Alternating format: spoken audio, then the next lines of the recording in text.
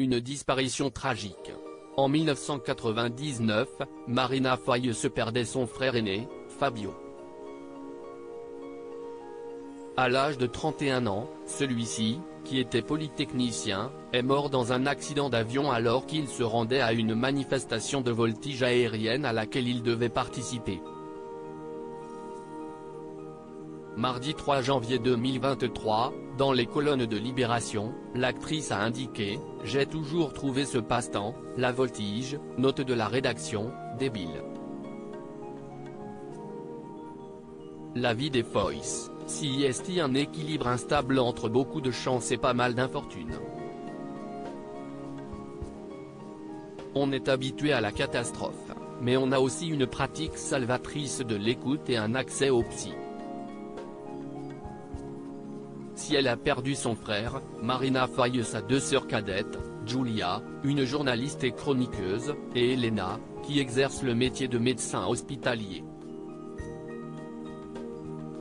En 2017, dans un entretien accordé à Psychologie, l'actrice avait déjà évoqué la mort de Fabio.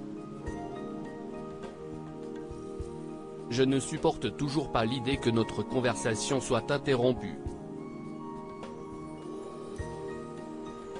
Je lui en ai beaucoup voulu. Depuis sa mort, j'ai en moi une zone de vide. Mais cela ne m'empêche pas de vivre de grandes joies, de grands amours et de rire beaucoup, souvent, dès que je peux, avait-elle indiqué. Pour le même magazine, CIST en 2013 qu'elle avait fait savoir, CIST compliquait la mort d'un frère. J'ai eu mal au ventre pendant 2 ans après sa mort. Je me souviens de cette interview d'Emmanuel DeVos qui a perdu sa sœur et qui parlait d'amputation. Cela m'a énormément soulagé, elle a mis des mots sur mon histoire. Marina Foïs, les drames donnent aussi du courage avec émotion, l'actrice avait précisé, mais tout cela n'est pas que triste. Évidemment que je préférerais que mon grand frère soit vivant, ce serait plus marrant, mais les drames donnent aussi du courage. J'y crois.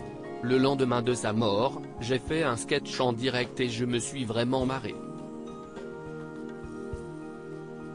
Estimant que sa rencontre avec le père de ses enfants, Éric Lartigot, peu avant le drame, l'avait aidé à ne pas sombrer, Marina Foïs avait ajouté « Il n'a jamais eu peur de la douleur, mais il m'a interdit de m'y enfermer.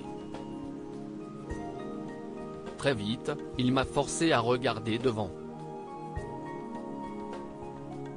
C'était violent. Mais je pense qu'il m'a sauvé.